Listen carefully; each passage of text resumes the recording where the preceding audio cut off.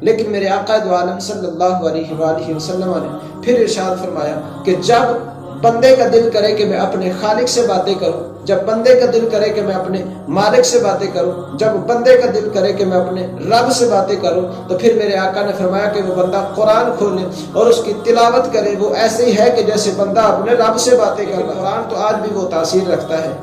قرآن میں وہ تاثیر تو آج بھی ہے کہ اگر بہن ہو کر قرآن پڑھے تو عمر کی تقدیر بدل جاتی ہے، اگر ماں ہو کے سیدہ فاطمہ الزہرا قرآن پڑھے تو پھر بیٹا حسین نیزے کی نوک پہ قرآن سنایا کرتا ہے۔ آج ہم اپنے گھروں میں اچھا سا قرآن تو خرید کر لے آتے ہیں، لیکن ہمارا المیہ یہ ہے کہ اس کے اوپر ایک اچھا غلاف ڈال کے اس کو ایک بلند جگہ پہ رکھ دیا جاتا ہے اور اس قرآن کو بس دیکھنے تک محدود کر دیتے ہیں۔ کیا ہی اچھا ہوتا کہ تہجد کا وقت ہوتا، ماں اٹھتی قرآن پڑھتی، باپ اٹھتا قرآن پڑھتا، اور جب بیٹے کے کانوں میں آواز پڑتی پھر بیٹا بھی وقت کا قاری قرآن بن جائے۔ ہے کون نبی ہے کون خدا،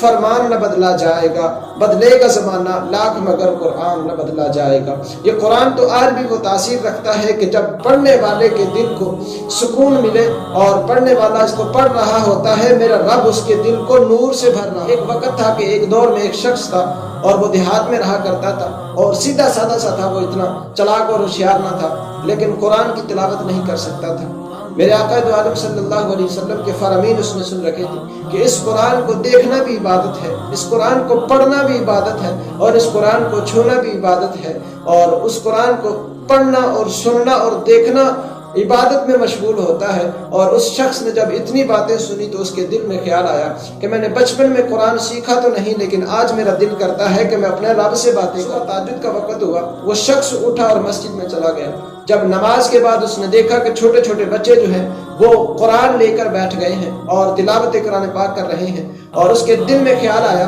کہ آج میں بھی اپنے رب سے باتیں کروں، اور اس کے دل میں یہ خیال آیا کہ آج میں بھی اپنے رب سے کلام کروں۔ وہ اپنے گھر میں گیا اور اپنی بیوی کو کہنے لگا کہ مجھے قرآن لا کر دو۔ اس کی بیوی نے قرآن لا کر دیا، اس نے قرآن کو کھولا اور اپنے سامنے رکھا، اور سامنے رکھ کر جب پڑھنے کا ارادہ کیا لیکن زبان حرکت نہ کر سکی کیونکہ پڑھنے کا طریقہ نہ معلوم تھا۔ قرآن اس نے بچپن میں چھوڑ دیا اور پڑھا نہیں، اور جب ضعیف العمر کو پہنچ چکا تھا، لیکن پھر قرآن کیسے آتا جس نے بچپن میں نہ پڑھا ہو۔ اس شخص نے قرآن کو کھولا اور پڑھنے کی کوشش کی، لیکن اس کی بیوی کہتی ہے کہ میرے شوہر کو قرآن پڑھنا نہیں آتا تھا، اور اس لیے اس نے قرآن کو دیکھا اور اس نے ہر سطر پہ ہاتھ رکھ کے اس نے کہا، مولا میں اس قرآن کو پڑھ تو نہیں سکتا، اس قرآن کی تلاوت تو نہیں کر سکتا، لیکن میرا دل اس بات کی گواہی دیتا ہے کہ اس قرآن میں تو نے جو فرمایا ہے حق فرمایا ہے، سچ فرمایا ہے۔ عورت کہتی ہے کہ کچھ دن گزرے تو میرا شوہر اس دنیا سے انتقال کر گیا، لیکن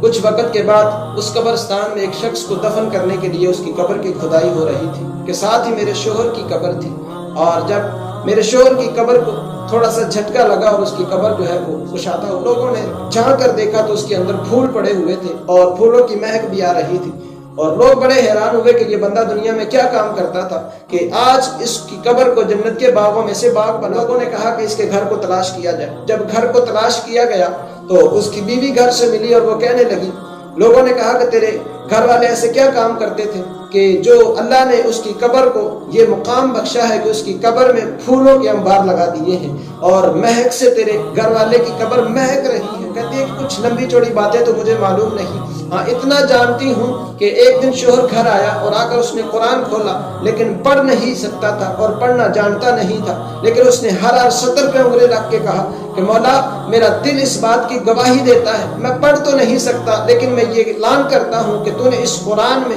جو لکھا ہے حق لکھا ہے، جو لکھا ہے وہ سچ لکھا ہے۔ ہو سکتا ہے کہ اللہ نے اس قرآن کی برکت سے میرے گھر والے کو یہ مقام عطا فرما دیا ہو اور اس کی قبر کو جنت کے باغوں میں سے باغ بنا دیا ہو۔ لیکن پھر کسی نے کیا خوب کہا ہے کہ تاکوں میں سجایا جاتا ہوں، آنکھوں سے لگایا جاتا ہوں، تعویذ بنایا جاتا ہوں، دھو دھو کے پلایا جاتا ہوں، جستان حریر و ریشم کے پھر عطر کی بارش ہوتی ہے، خوشبو میں بسایا جاتا ہوں۔ جس طرح طوطا مینا کو کچھ بول سکھائے جاتے ہیں، اس طرح پڑھایا جاتا ہوں، اس طرح سکھایا جاتا ہوں۔ جب قول و قسم کے لیے تکرار کی نوبت آتی ہے، پھر میری ضرورت پڑتی ہے، ہاتھوں پہ اٹھایا جاتا ہوں۔ دن سوز سے خالی رہتے ہیں، آنکھ ہے کہ تر ہوتی ہی نہیں، کہنے کو تو ہر ایک محفل میں پڑھ پڑھ کے سنایا جاتا ہوں۔ نیکی پہ بدی کا غلبہ ہے، سچائی سے بڑھ کر دھوکا ہے، ایک بار ہنسایا جاتا ہوں 100 بار رلایا جاتا ہوں۔ یہ مجھ سے عقیدت کے دعوے قانون پہ راضی غیروں کے، یوں بھی مجھے رسوا کرتے ہیں، یوں بھی ستایا جاتا ہوں۔